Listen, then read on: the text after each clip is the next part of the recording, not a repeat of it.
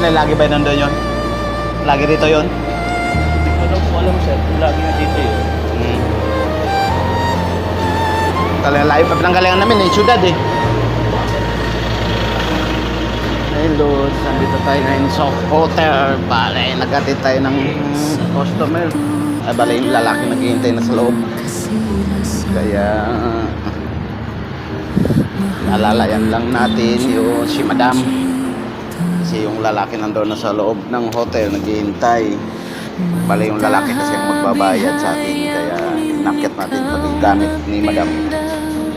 Ngayon, para makuha natin yung bayad. Sayang. Buhay na mano natin yan, Lods. Buhay na mano natin eh. Dito pa sa hotel ang drop off. Buhay na siyan. Sana tuloy-tuloy yan hanggang gabi.